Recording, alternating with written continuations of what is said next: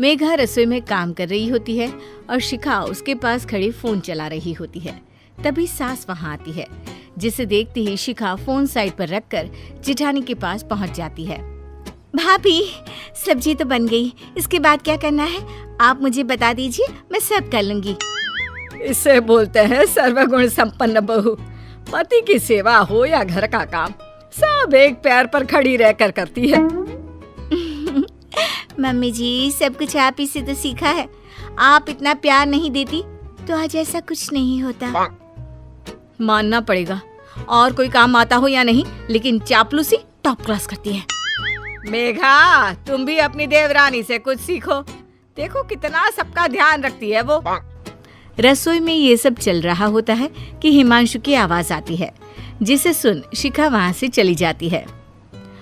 सुनो, कल मम्मी का बर्थडे है, उनके लिए कोई महंगा और सुंदर गिफ्ट ले आना। उन्हें ऐसे गिफ्ट्स बहुत पसंद है।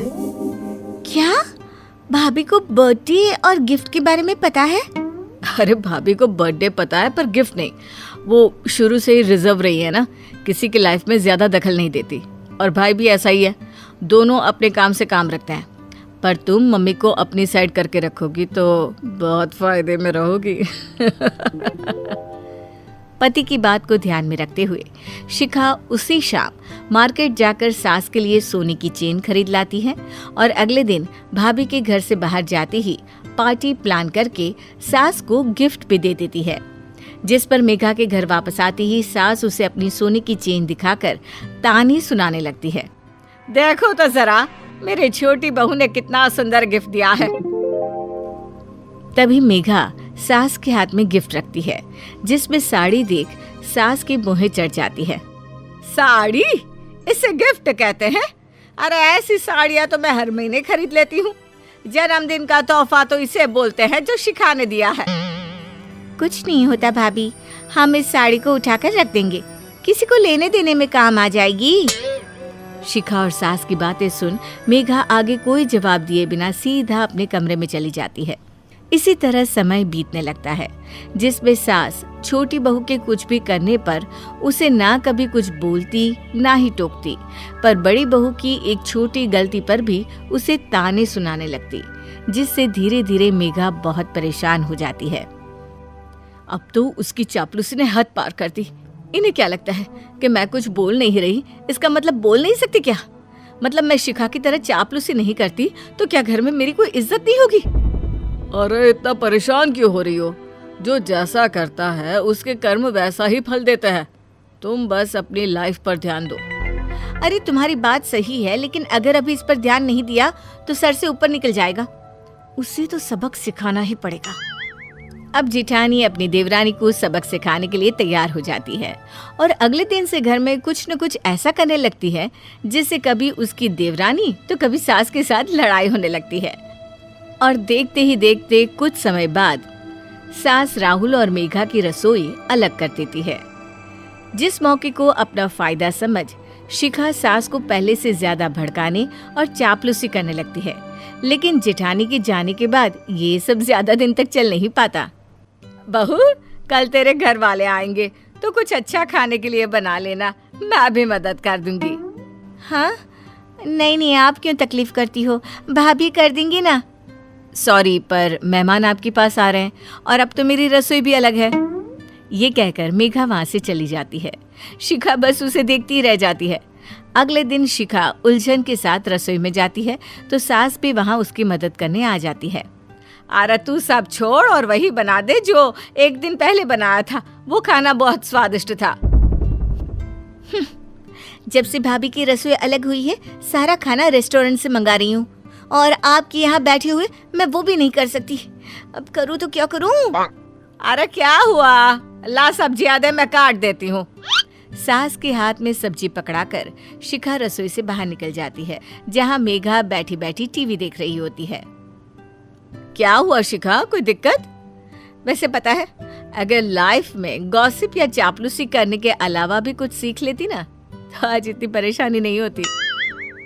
अब इसके आगे देवरानी जेठानी के बीच कैट फाइट शुरू हो ही जाती, लेकिन उससे पहले सास छोटी बहू को रसोई में बुला लेती है। जिसके बाद शिखा बहाने से सास को रसोई से बाहर भेज देती है और अपने मम्मी पापा के आने से पहले हिमांशु को बोल सारा खाना रेस्टोरेंट से मंगा लेती है। बहुत मुश्किल से छुपते छुपाते लेकर आया हूँ, अब जल्दी खाना सर्व करके रेस्टोरेंट के डिब्बे बाहर फेंक देना। शिखा खाना परोसकर सारे डिब्बे घर से बाहर फेंक देती है और परिवार वाले खुशी से खाना खाते खाते शिखा की तारीफें करने लगते हैं, जिस पर मेघा रेस्टोरेंट के सब डिब्बे लाकर उनके सामने रख देती है। सच मम्मी जी, आपकी छोटी बहू खाना सच में बहुत अच्छा मंगवाती है। ये सब क्या है मेघा, क्यों कर रही हो ऐसा? शांत रहो ना। अरे कब तक, बताओ मैं कब तक शांत रहूं? आज तक शांत रही, उसी का तो ये नतीजा है। आगे भी ऐसी ही रही तो फिर इस घर का भगवान ही मालिक होगा। अरे आखिर तुम बोलना क्या चाहती हो कि इस घर में तुम अकेली ऐसी हो जिसे घर परिवार की फिक्र है, बाकी सब फालतू है क्या? हाँ भाभी, मैंने आपको जिठानी नहीं बड़ी बहन समझा और आप ऐसा कर रही हो। तुम्हारी चापलूसी बाकी लोगों के आगे चलती होगी, मेरे आगे नाटक करने की जरूरत नहीं है। तुमने आज तक रसोई में एक बर्तन इधर से उधर नहीं रखा, हमेशा सारा खाना मैंने बनाया और तुमने सिर्फ क्रेडिट लिया। सारा काम मैंने किया और तुमने सिर्फ तारीफ ली, फिर भी मुझे कोई दिक्कत नहीं थी। पर जिस दिन तुमने उन सब के साथ घर वालों को भड़काना शुरू किया, वो सही नहीं था। मेघा की बातों से घर में ड्रामा शुरू हो जाता है, जिसमें अब मेघा की जगह बाकी सब कुछ न कुछ बोल रहे होते हैं। आखिरकार दिन के साथ वो बहस भी खत्म होती है, जिसमें अभी भी परिवार शिखा के पक्ष में होता है। दिन बीतते हैं। एक दिन सास का उपवास होता है और वो सत्संग में जाती है, जिसके पीछे से शिखा शाम तक घर में खाने के लिए कुछ नहीं बनाती और सास के घर वापस आते ही सिर दर्द का बहाना बनाकर अपने कमरे में चली जाती है। रसोई खाली देख सास खुद रोटी बना के उसे दही के साथ खाने लगती है। अरे मम्मी, आप सूखी रोटी क्यों खा रही हो? मैं सब्जी लेकर आती हूँ। अरे किसी को कुछ करने की जरूरत नहीं है, पहले तो घर में कुछ बनाया नहीं और फिक्र का नाटक कर रही हो। मम्मी जी, मेरी रसोई अलग है और जहाँ तक मुझे याद है, जब हम साथ थे आपको किसी उपवास में इस तरह के खाने की तो जरूरत नहीं पड़ी थी। ये कहकर मेघा चली जाती है और सास सोच में पड़ जाती है, जिसके बाद वो बहू प्यार में अंधी होने की जगह अच्छे से सब कुछ नोटिस करना शुरू करती है और तब उसे शिखा की असलियत पता चलती है और अब सास भी उसका साथ छोड़ के बड़ी बहू के पास रहने आ जाती है। शकुंतला अपने घर में अपने 2 बेटों, बहुओं और अपने पोता पोते के साथ रहती है। कहने को तो भरे पूरे ऐसे परिवार से घर में खुशियां ही आती है, लेकिन वो कहते हैं ना, घर में 2 बर्तन होंगे तो आपस में खटपट तो होगी ही। रागिनी और रितु दोनों देवरानी जेठानी का रिश्ता ऐसा है जैसा बिजली के साथ पानी। दोनों जब भी साथ में मिलती हैं तो उठती है चिनगारी। अब दोनों देवरानी जेठानी जब एक ही छत के नीचे एक साथ रहेंगी तो पूरे घर में आए दिन क्या संग्राम होता है, चलिए देखते हैं। मैंने बोला ना आज खाने में गट्टे की सब्जी बनेगी तो वही बनेगी। अरे ऐसे कैसे बनेगी? एक बार मैंने बोल दिया कि आज खाने में पुलाव और मटर पनीर बनेगा तो वही बनेगा। ये आपका ना रोज का हो गया है जेठानी जी, हर बात में बस अपनी ही मर्जी चलाती हो। इस घर में आपके अलावा भी लोग रहते हैं। मैं इस घर की बड़ी बहू हूँ, इसलिए मैं जैसा बोलूंगी वैसा ही होगा। वैसे भी माँ जी ने घर की सारी जिम्मेदारी मुझ पर सौंप रखी है। अच्छा, जब माँ जी ने घर की सारी जिम्मेदारी आपके ऊपर सौंप रखी है ना, तो घर का सारा काम फिर आप ही कर लो ना। मुझे भला कुछ करने की क्या जरूरत, मैं चली अपने कमरे में आराम करने। क्या बोली? चुपचाप यहाँ पर काम में मेरा हाथ बटवा। घर की नौकरानी नहीं हूँ मैं जो अकेले काम करूंगी। दोनों देवरानी जेठानी आपस में लड़ रही होती है कि तभी उन्हें हॉल से बच्चों के लड़ने की आवाज आती है। मैंने बोला ना चैनल चेंज मत कर, मुझे वही सुपर हीरो वाला शो देखना है। लेकिन मुझे ये डॉल शो देखना है, तो ये शो अपनी मम्मी के फोन में देख ले। जब घर में इतना बड़ा टीवी है तो मैं ये शो फोन में क्यों देखूं? तू देखना जाकर अपनी मम्मी के फोन में ये डॉल शो। इधर दे ये रिमोट। नहीं दूंगी, बिल्कुल नहीं दूंगी। दोनों देवरानी जेठानी हॉल में आकर उन्हें लड़ते हुए देखती हैं। अरे क्यों लड़ रहे हो दोनों? शांति से टीवी भी नहीं देख सकते क्या? मैं तो शांति से ही टीवी देख रहा था मम्मी, इसी ने चैनल चेंज किया यहाँ पर आकर। क्यों पिंकी, जब तुम्हारे बड़े भैया टीवी देख रहे थे तो तुमने चैनल चेंज क्यों किया? ये तो बहुत देर से टीवी देख रहा है ताई जी। अब टीवी देखने का टाइम मेरा है, तो मैं टीवी नहीं देखूंगी क्या? और नहीं तो क्या, पूरे घर में तो आपने पहले ही अपना कब्जा जमा रखा है, और अब आपका बेटा मेरी बेटी को शांति से टीवी भी नहीं देखने दे रहा। जल्दी रिमोट दे इधर। बोला ना नहीं दूंगी। वो चारों इस तरह से आपस में लड़ने झगड़ने लगते हैं कि अपने कमरे में आराम कर रही शकुंतला को उनकी आवाज सुनकर बाहर आना पड़ता है। हे भगवान, तुम लोगों ने फिर से घर में महाभारत शुरू कर दी। एक दिन भी बिना लड़े झगड़े सुख शांति से नहीं रह सकते हो क्या घर में? और तुम दोनों शांति से टीवी नहीं देख सकते हो क्या? मेरी पिंकी तो शांति से ही टीवी देख रही थी माँ जी। तेरे कहने का क्या मतलब है? हाँ, क्या मतलब है? लड़ाई क्या मेरे चिंटू ने शुरू की? अरे बस भी करो, फिर से शुरू हो गए। तुम दोनों की देखा देखी में ही ये दोनों बच्चे ऐसे हो गए। जाओ, तुम दोनों अपने कमरे में जाओ और पढ़ाई करो। बहुत देख लिया टीवी। और तुम दोनों क्या खड़ी खड़ी मेरा मुंह देख रही हो? जाओ रसोई में और खाना बनाओ। शकुंतला की डांट सुनकर उस समय तो वो चारों लड़ना बंद करके वहां से चले जाते हैं। लेकिन अगले दिन फिर से सुबह सुबह घर में शुरू हो जाती है महाभारत। ये आपने क्या किया? आलू क्यों उबाले हैं आपने? क्यों उबाले मतलब? आलू के पराठे बनाने के लिए उबाले हैं। इसमें भी कोई दिक्कत है क्या तुझे? दिक्कत तो है। जब मैंने कल रात को आपके सामने छोले भिगोए थे और कहा भी था कि कल सुबह नाश्ते में छोले भटूरे बनेंगी, उसके बाद भी आपने आलू उबाल दिए। अरे तो क्या हो गया? शेखर जी का आलू के पराठे खाने का मन था तो उबाल दिए मैंने आलू। छोले भटूरे तो दोपहर को बना लेना। दिखा तो ऐसे रही हो जैसे कुछ जानती ही नहीं हो। आपको पता था ना रजत जी ने मुझे छोले भटूरे बनाने के लिए कहा है, और दिन में तो वो घर पर होते ही नहीं है, तो दिन में छोले भटूरे बनाने का क्या फायदा? आपकी सारी चालाकियां ना मैं अच्छे से समझ रही हूँ। देख, सुबह सुबह दिमाग खराब मत कर मेरा। सबको आलू के पराठे के साथ चाय पीनी है तो चाय बना ले जा। चाय बनाए मेरी जूती? अब तो आपका बताया हुआ एक भी काम ना करूं मैं। जब आलू के पराठे बना रही हूँ ना, तो चाय भी खुद ही बना लो, और हाँ, ये सारे बर्तन भी ना खुद ही धो लेना। रितु को अपनी जिठानी रागिनी की हरकत पर बहुत गुस्सा आता है। रागिनी डाइनिंग टेबल पर नाश्ता परोसती है तो सामने आलू के पराठे देखकर रजत का माथा सनक जाता है। ये क्या है रितु? मैंने तुमसे कल रात कहा था ना कि सुबह नाश्ते में मुझे छोले भटूरे खाने हैं, उसके बाद भी तुमने ये आलू के पराठे बना दिए। अरे परसों भी तो हमने आलू के पराठे खाए थे। इसमें मेरी कोई गलती नहीं है, आप मुझे कुछ मत बोलिए। ये सब तो दीदी ने किया है। ये जानती थी कि आज सुबह मुझे छोले भटूरे बनाने, लेकिन मेरे किचन में आने से पहले ही इन्होंने आलू पराठे की तैयारी शुरू कर दी। और साथ में अगर मैं छोले भटूरे बनाती तो माँ जी अपना राग आलापना शुरू कर देती। राशन इतना महंगा आता है, एक समय में दो दो चीजें बनाने की भला क्या जरूरत थी? भाभी, ये क्या किया आपने? आपको जब पता था कि मुझे छोले भटूरे खाने हैं, फिर क्यों ये आलू के पराठे बनाए? अरे ओ देवर जी, मुझे कुछ कहने की जरूरत नहीं है। ये महारानी तो रसोई में पूरे रिलैक्स करने के बाद आती है। अब तब तक क्या रसोई में मैं ऐसे ही खड़ी रहती? मुझे भी तो सबके लिए नाश्ता बनाना था ना। और इसको इतना ही मन था छोले भटूरे बनाने का, तो रसोई में जल्दी क्यों नहीं आई? अरे अब क्या मैं रसोई में सुबह 5 बजे आकर खड़ी हो जाऊं? आपका क्या है? आपको तो बस मेरा काम बिगाड़ना होता है। आपको अच्छे से पता है कि सब लोग सुबह 8 बजे नाश्ता करते हैं, 1 घंटे में नाश्ता बन जाता है, उसके बाद भी 6 बजे ही रसोई में पहुंच जाती हो। हाँ, तो तू भी उठ जाया करना जल्दी। आई बड़ी। हे भगवान, इन दोनों के झगड़ों से मैं तो बहुत परेशान हो चुकी हूँ। सोचा था दोनों बेटों की शादी करूंगी तो घर स्वर्ग जैसा हो जाएगा, दोनों बहुएं आपस में मिलजुल कर रहेंगी, लेकिन तुम दोनों ने तो मेरे घर को चिड़ियाघर बना दिया है। जब देखो तब कुत्ते बिल्लियों की तरह लड़ती रहती हो। सब लोग अपना मुंह बंद करो और चुपचाप नाश्ता करो। अब सुबह के नाश्ते का झगड़ा तो जैसे तैसे रुक जाता है, लेकिन दोपहर होते ही छत पे फिर से दोनों की महाभारत शुरू हो जाती है। आपको पता था ना आज मैं कपड़े धोने वाली हूँ? वैसे तो आप हर हफ्ते संडे को कपड़े धोती हो, लेकिन आज जानबूझकर शनिवार को कपड़े धोए। आपको मुझसे लड़ने में मजा आता है क्या? दिमाग खराब मत कर मेरा। आज धूप अच्छी है इसलिए मैंने कपड़े धोए। ठीक है ना, उस तार पर अपने कपड़े सुखा ले, यहाँ पर मैं सुखाऊंगी। ये इतने सारे कपड़े एक तार पर कैसे सुखाऊंगी मैं?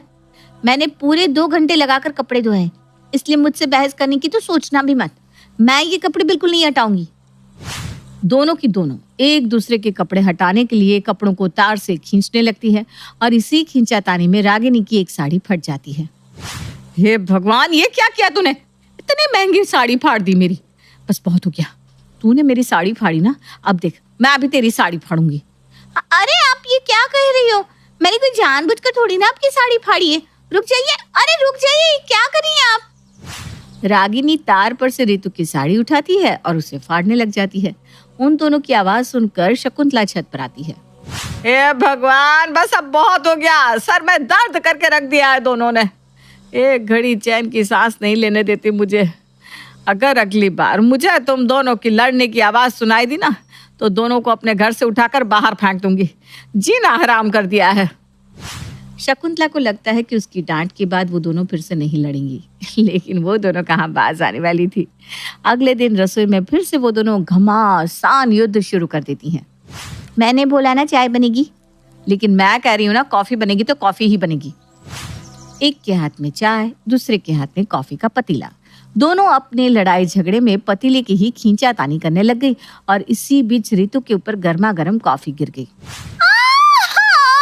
मैं जल गई, बहुत दर्द हो रहा है, मुझे बचाओ।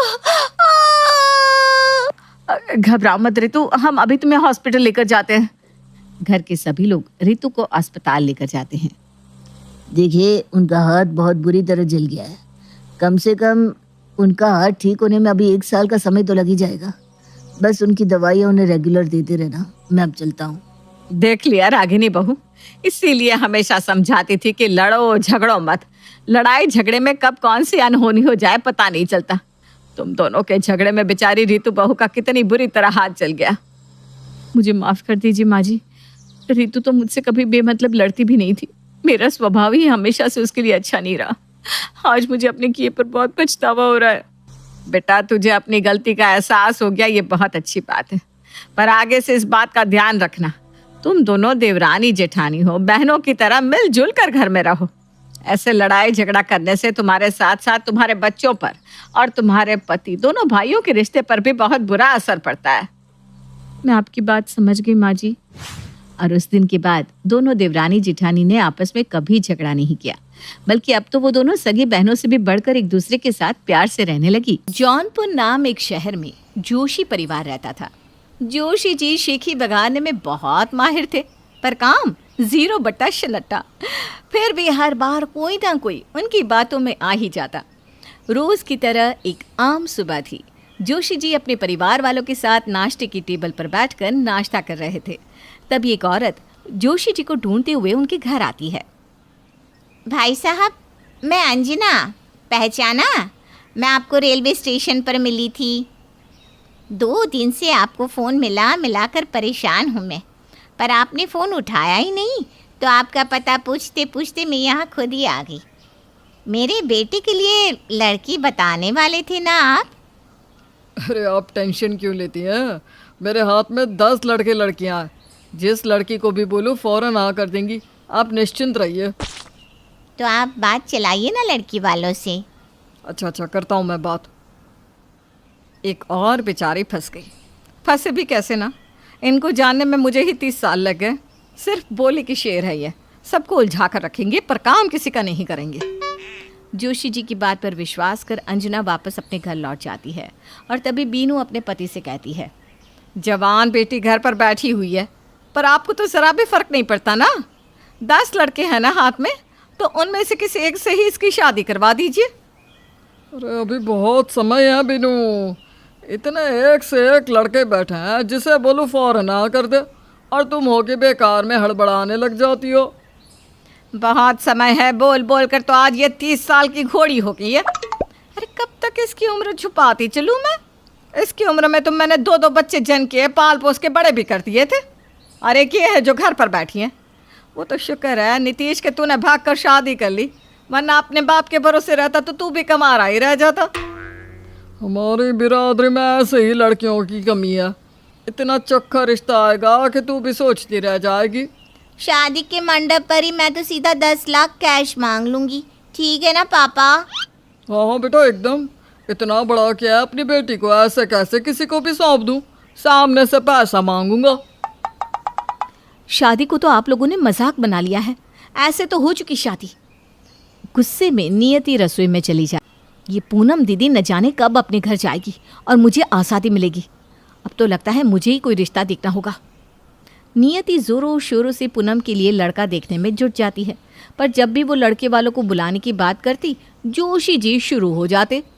अरे घर में क्यों आना है उन लोगों को? तुम लोग भी ना बहुत ज़्यादा जल्दबाजी करने लगते हो। लड़के के बाप को बोलो मुझे सड़क के किनारे ही मिल ले। ऐसे लड़की देखेगा क्या कोई? बेटे की कुंडली में सांप बनकर बैठ गए हो तुम, और तुम्हारी बेटी भी तुम्हारी तरह मंद बुद्धि रहे कमारी। अब मैं नहीं बोलने वाली कुछ। जोशी जी की हरकतों से परेशान होकर अब बीनू भी हिम्मत हार जाती है, पर उसी दिन शाम को हाथ में मिठाई का डब्बा लिए पड़ोसन सीमा अपने भतीजी के साथ बीनू के घर आती है। ले बीनू, मुंह मीठा कर। ये मेरे भतीजे के प्रमोशन की खुशी में इसका ट्रांसफ़र भी यहीं हमारे शहर में ही हो गया है। अब मेरे साथ ही रहेगा पीयूष। बस अब एक अच्छी सी लड़की की तलाश है। वैसे अब ना पूनम की भी उम्र हो गई है, दोनों की जोड़ी साथ में बहुत जमेगी। सोचना तू भी इस बारे में। वहीं बैठी पूनम की नज़र पीयूष से मिल जाती है और एक ही नज़र में दोनों एक दूसरे को अपना दिल दे बैठते हैं। और हमेशा अपने पापा की साइड लेने वाली पूनम बिना किसी आनाकानी के पीयूष से शादी को राज़ी हो जाती है और दोनों की हो जाती है पिपी पिपी शादी। विदाई के वक्त आजा आजा मेरी बेटी, गले लग जा। मेरे कलेजे के टुकड़े, तेरे बिना कैसे रहूंगी मैं। एक ना एक दिन तो बेटे को जाना ही पड़ता है ना मम्मी जी, और वैसे भी ज़्यादा दूर नहीं जा रही है दीदी। अरे इतना रोना आ रहा है तो रोक लो ना, इसे कैंसिल कर दो, बहुत अच्छे अच्छे लड़के मिल जाएंगे। अरे मम्मी जी जाने दीजिए ना दीदी को। बहुत सारे ड्रामे और रोने धोने के बाद आखिरकार पूनम अपने ससुराल जाती है। कुछ घंटों बाद नियति अपनी सास के साथ रसोई में कुछ काम कर रही होती है कि अपने घर की खिड़की से झांकती हुई पूनम कहती है, अरे भाभी, खाने में क्या बन रहा है? हाँ? ये दीदी की आवाज़ कहाँ से आ रही है मम्मी जी? इधर इधर खिड़की पर। नियति अपनी इधर उधर देखती है तो बाजू की खिड़की पे पूनम जी झांक रही थी। हाय राम, ये ऐसे बिहाई की गई नहीं। हे भगवान, कब पीछा छूटेगा मेरा मेरी ननद से। शादी भी हुई इनकी तो एक कदम दूर। हाय मेरी फूल कुमारी, तू तो बिल्कुल सूख गई है। माँ जी, अभी 6 घंटे भी नहीं हुए दीदी को विदा हुए। मैं मस्त हूँ मम्मी। तुम लोग खाने में क्या बना रहे हो? पकोड़े बनाओ ना भाभी, पीयूष को बहुत पसंद है। और थोड़े मेरी मामी सास और मामा ससुर के लिए भी बनाना। अब नियति का सर ही चकरा जाता है। पहले बस एक पूनम थी, पर अब उसके ससुराल वालों का भी बोझ नियति पर आ गया था। उखड़े मन से पूनम पकोड़े बनाती है और तलकर जैसे ही हॉल में जाती है तो वहाँ पूनम पहले से होती है। अरे बड़ी देर कर दी भाभी। आप तो अभी खिड़की पर थी ना दीदी? हाँ तो अब घर पर हूँ, जल्दी लाइए पकोड़े। पकोड़े खा पी कर पूनम वापस अपने ससुराल चली जाती है। अगले सुबह 5 बजे नियति का फ़ोन बजता है। भाभी, वो पीयूष के लिए प्लीज़ टिफिन बना दीजिए ना। वो भाई के लिए टिफिन तो बनाओगे ही आप। और हाँ, टिफिन लेने के लिए ना मुझे कॉल मत करना, मैं पीयूष को कह दूँगी। पीयूष आपसे टिफिन लेते हुए ऑफिस निकल जाएंगे। बाय, बहुत नींद आ रही है। अब तो हद हो गई थी। पूनम अपने काम के साथ अपने ससुराल के सारे काम भी नियति पर लाद देती और अपने ससुराल से ज़्यादा मायके में ही रहती। एक दिन, अरे भाभी, गुड न्यूज़ कब सुना रही हो? कैसा गुड न्यूज़ दीदी? मेरे जीवन में गुड बचाई क्या है? अरे बहू, अचानक तुझे क्या हुआ? दीदी पूछ रही हैं कि गुड न्यूज़ कब दे रही हूँ मैं। मेरे बेडरूम में मुझसे ज़्यादा तो दीदी और जीजू रहते हैं। जब दीदी कमा रही थी तो ज़्यादातर हमारे साथ सोती थी, और अब जब इनकी शादी हो गई है तो अब रात भर जीजा साले की मस्ती चलती है। मैं तो अकेली ही सोती हूँ। सुबह आँख दीदी की कॉल से खुलती है कि पीयूष जी के लिए टिफ़िन में क्या पैक करना है। फिर दिन भर आप लोगों का और सीमा आंटी के घर वालों का खाना बनाती हूँ। इसमें गुड न्यूज़ क्या आसमान से आएगा? एक पल का चैन नहीं मिलता मुझे। मेरी भी तो लाइफ है। इतने दिन से चुप रही नियति का गुस्सा फट पड़ता है। सब चुप हो जाते हैं। गॉड, भाभी ये तो मैंने सोचा ही नहीं, मुझे माफ़ कर दीजिए। मैंने तो 5 जेठ जेठानियों के परिवार में बच्चे जन लिए थे, मुझे क्या पता, बहू को भी प्राइवेसी चाहिए रहती है। तुम भी ना मम्मी, आज जमाना बदल गया है। मैं आपकी और नितेश की टिकट्स बुक कर देता हूँ। जाइए, आप लोग घूम कर आइए और हमारे लिए गुड न्यूज़ लेकर आइए। सॉरी दीदी, मैंने शायद आज कुछ ज़्यादा ही बोल दिया। मुझे तो सुनने की आदत है, टेंशन नॉट। और इस तरह नियति की पड़ोसन बनी ननद अब उसकी दोस्त भी बन जाती है।